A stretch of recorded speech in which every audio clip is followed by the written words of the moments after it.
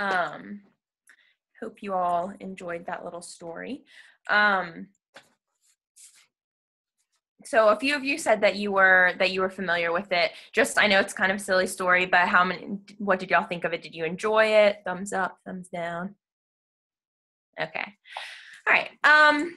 So now I'll talk a little bit more in depth about it.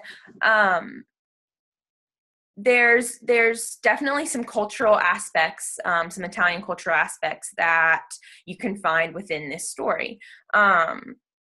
And one of the big ones that stood out to me was the centrality, like the importance of food in the story. I know probably as y'all have noticed now, in most of my presentations, food ends up coming up, and that's because it is a big part of Italian culture. It's a little bit, I guess you could say it's a little bit stereotypical that it's pasta, but pasta is something that's eaten every day, and you know, that's kind of right at the center of the story. But then additionally, I kind of want to give you all some historical context that can help us understand some of the cultural meanings and significance that you can find in Strega Nona. So if you remember at the beginning of the video, at the beginning of the reading, it mentioned that this story is set in Calabria. So if you see on this map over here, that red region, it's kind of the toe of the boot, that's Calabria. And so it's one of the southernmost regions of Italy. And Calabria has a history of being one of the most poor regions as well in Italy. It's like most of the South, it's an agricultural focused region, and it, I guess with economic development, everything, it just has not developed as quick as the North, and so they have a history and still kind of, I guess, have a reputation of being one of the most poor regions of Italy, struggling with poverty and lack of food and resources. In fact, my host father, in high school, I lived with a family, and my host father grew up in Calabria. He was one of 6 children, and you know, it was normal for him to have one meal a day. That was kind of, you know, he started working at a young age to try and help his family out, but that was typical, and that's a typical Calabrese family. And so knowing this historical context also kind of adds to the cultural importance, the fact that food is at the center of Strega Nona. There's this magical pot that can provide food for anyone. That's kind of just an interesting cultural and historical thing that I noted in this children's book. And another thing is kind of the idea of superstitions and magic.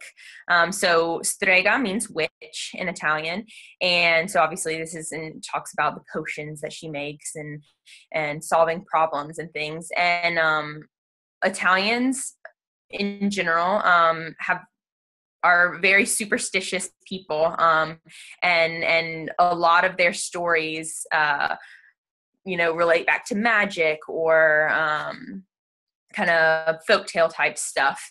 And so again, you see this in this children's book. That's not just things that adults say or whatever. It's kind of spread throughout the culture. And so those were just a couple things that are interesting to look at from a broader cultural perspective.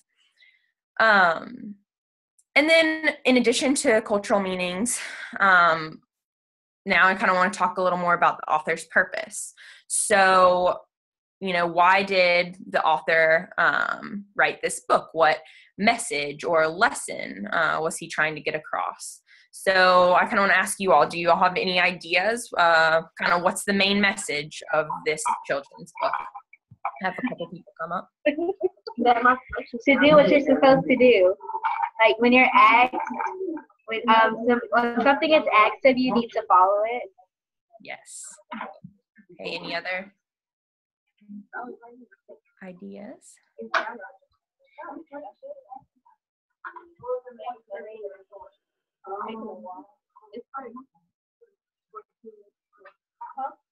Oh. Does anybody else want to say anything? Maybe one more student? Okay, I kind of felt like basically the author was just trying to teach us a lesson to listen, and there are consequences for every action. Good. Okay, yeah, so just like what you all said, a few of the kind of broader lessons that I picked out from Strega Nona are lessons on greed and obedience. So like you said, doing when something is asked of you, doing what you're supposed to do. And so Big Anthony, he saw that this pot was magical and that he could give him pasta. Strega Nona also repeatedly told him not to touch the pasta pot because she probably knew what would happen. And he didn't listen out of greed. And then, there were definite consequences. He almost drowned the town in pasta. And then his personal consequence was that he had to eat his way through a bunch of pasta. And so this is kind of where I wanted to kind of draw a parallel, a similarity between different cultures with children's books.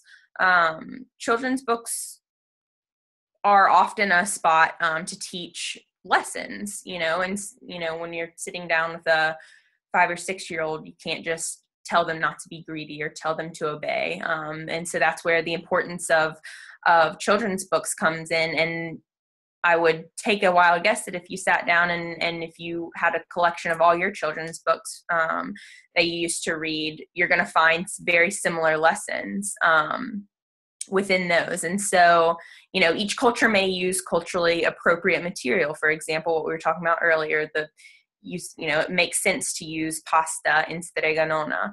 But the general idea is that that cultures are using these children's books to teach lessons, which is kind of an interesting thing to think about. So now I'm going to pass it off to Sean, and she's going to talk about some more, some books from China, children's books from China.